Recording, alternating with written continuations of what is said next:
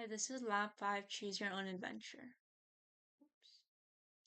The purpose of the lab is to observe the motion of a slinky drop from static equilibrium and to see whether the bottom of a model slinky produced from a glow script model will also remain stationary like in the video. Ideal conditions is that there are no external forces or surroundings present in the experiment. The computational model assumes these ideal conditions for the experiment and thus creates an example of how the motion should work in theory and in accordance with Newton's second law and drag forces. The system is the slinky and the surroundings is everything else. Some fundamental concepts in this lab is Newton's second law of motion, also known as the momentum principle, which states a change in an object's motion is directly proportional to the net interactions between a system and its surroundings, also known as the net force of the system. This also gives us the velocity and position update formulas. And drag force is the resistance force exerted by a fluid, in this case air, onto a mass moving through it and acts in direction opposite of the mass's motion. So in this diagram that I included, the drag force is the upward force opposing the gravitational.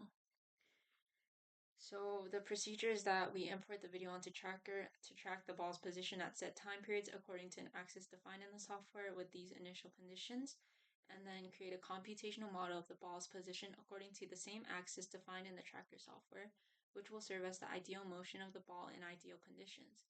Then we import the data onto Google Sheets to create a graph modeling the actual motion and the ideal or predicted motion for analysis and comparison.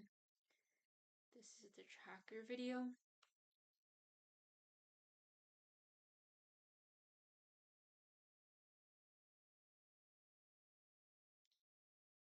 And that's tracking the bottom of the slinky. And the initial conditions and parameters, we have the mass of the slinky, the height of the man, which we use for calibration, the initial position, and initial velocity, which is just 0 since it was dropped from us. And this is in meters per second. Then I create the code, which this part is just defining the system properties and initial conditions to create an ideal model of the motion based on actual conditions of the experiment. So this is just what we put here. Also calculated the drag force proportionality constant. And then I create 2 while loops for when the slinky is falling but the bottom remains stationary. And then the second one is when the bottom of the slinky is falling with the slinky as it reaches the ground. The computational model is this. And that is the same time as these. So in the beginning when it's stationary, that's because that's the actual timing. So this is, we plot the two graphs together of the actual versus predicted trajectory. So the similarity is that they both basically follow the same motion, but the model positions are consistent while actual positions are different at greater or less intervals than the previous, and the position of the actual trajectory is much less steep than that of the predicted. Possible error includes using the Tracker software where axis scaling may not have been accurate due to human error, as well as center of marker and calibration, and the motion may have had fluctuations that were not accounted for due to human error and the real-world system. In the experiment, we only accounted for the drag force, which was an estimate, and gravitational force, but there could have been other forces influencing the motion from following the ideal motion perfectly. So some questions is, what if the slinky has stiffer coils? How will it affect the bottom of the slinky staying stationary?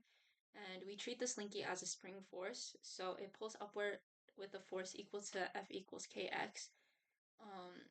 And in order to balance the equation where F equals the momentum divided by time, which is mass times acceleration, then with the constant mass, the acceleration will increase. So the slinky will experience a shorter amount of time where the bottom of the slinky stays stationary before it covers the distance x it must overcome. What does it mean? Why does the bottom of the slinky stay stationary? The length of the slinky that has not reached the same height as the bottom of the slinky acts as a tension force that pulls the bottom of the slinky up.